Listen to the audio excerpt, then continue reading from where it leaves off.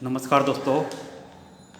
ये पितृपक्ष का महीना चल रहा है और हर परिवार चाहता है कि हमारे गुजरे हुए लोगों की आत्मा को शांति मिले।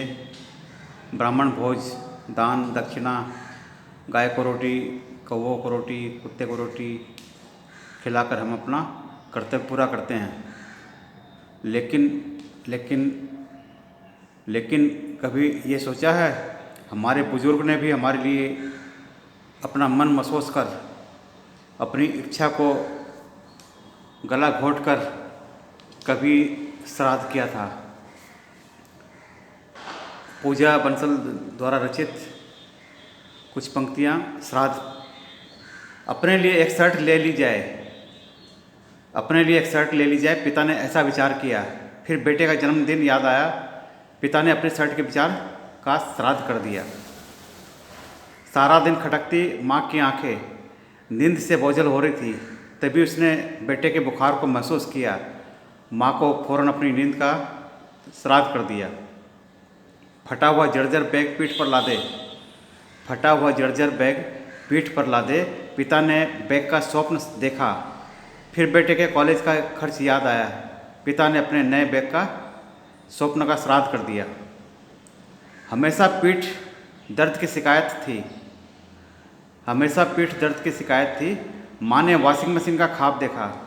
बेटे के स्मार्टफोन की जिद देख माँ ने वॉशिंग मशीन के ख्वाब का श्राद्ध कर दिया। पिता की चप्पल जर्जर हालत में थी, वो आलपिन जोड़ करके, उसमें एल्फी जोड़ करके, उसमें फेविकॉल जोड़ जोड़ के, बॉनफिक्स जोड़ जोड़ के,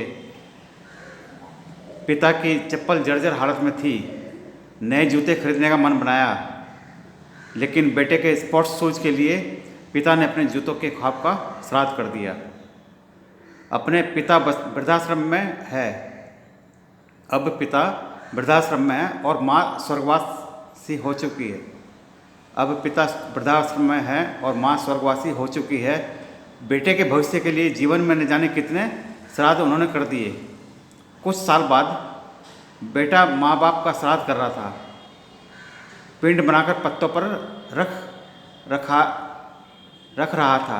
कुछ साल बाद बेटा माँ बाप का श्राद्ध करता, दोनों दुनिया छोड़ गए और पिंड बनाकर पत्तों पर रख रहा था। आ आ आ आ कौवों को बुला रहा था। तभी दो कौवे वहाँ पहुँचे और खुशी खुशी पिंड खाने लगे। मृत्यु के बाद भी बेटे की खुशी की खातिर दोनों ने अपना आत्मसम्मान का श्राद्ध कर दिया। माँ बाप ने अपनी मौत के बाद भी और कौवे के रूप में या कुत्ते के रूप में या गाय के रूप में, उसे तो सिर्फ आ और दो रोटी।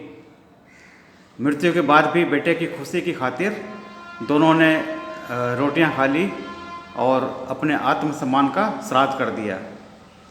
तो ये हकीकत और एक दिल को छू लेने वाली कविता।